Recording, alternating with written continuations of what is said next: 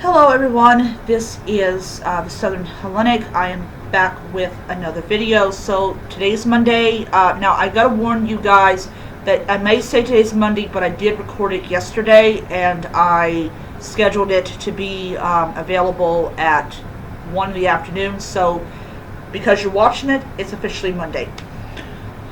So I hope everybody had a wonderful weekend. Yesterday I was off. It was Easter. I was off, so, that's why I'm here. Why I was at home and not working. So, we're going to be talking about offerings that I give as a Greco-Egyptian polytheist. And so that way you guys can know how I approach offerings with so many different deities on my altar. So, yesterday I talked about the different periods, and my period is during the Ptolemaic period, which is from Ptolemy the First all the way to Cleopatra. I do not go beyond Cleopatra.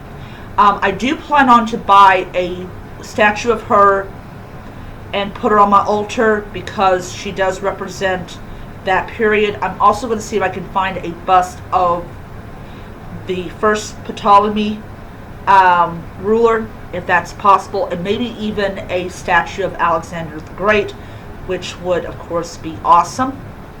I may end up having to extend my altar a little bit to cover that, but it is what it is, and all that jazz. So when we talk about offerings. Now, when you're in Kemeticism, they're very simple. The rule about offerings in Kemeticism is that you consume the offering that you have made to the gods.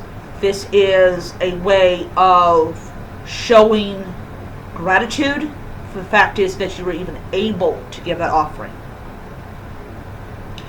In Hellenism, it's different. In Hellenism, it is considered an insult to actually eat the food that you give to the gods. So you have these two very different things.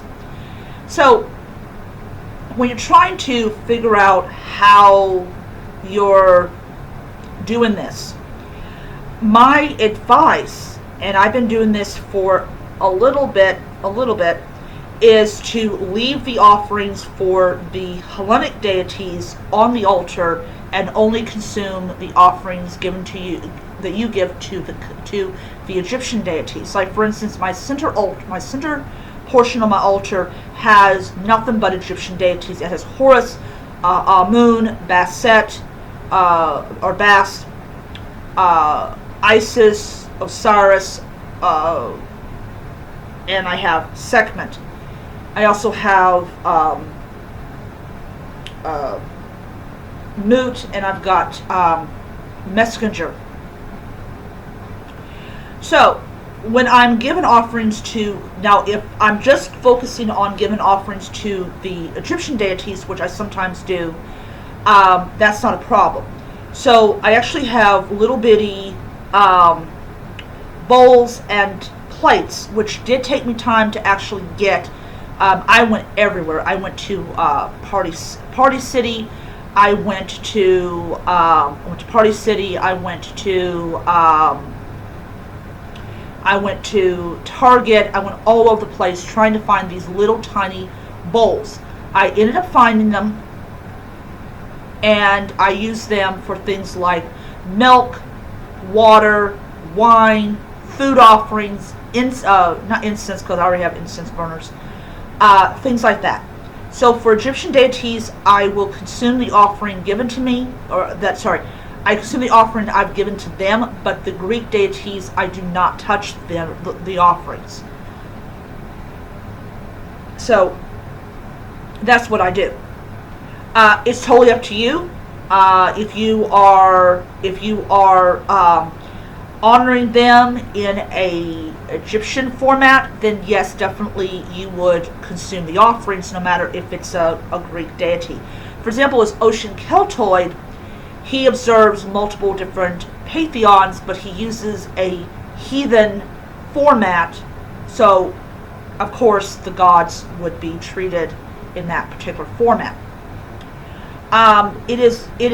It's one thing I really like about practicing this path, besides having a particular period of time finally that I'm doing this, but it helps me to better understand this period of time and why the Greeks did what they did, how big the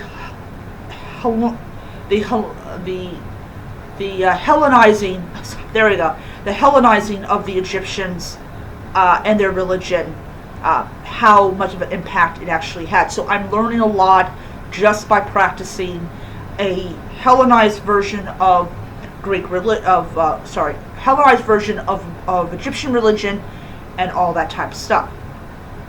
So I hope that this has helped someone, because the point of these videos is to educate people and everything. So I will be back probably sometime this week.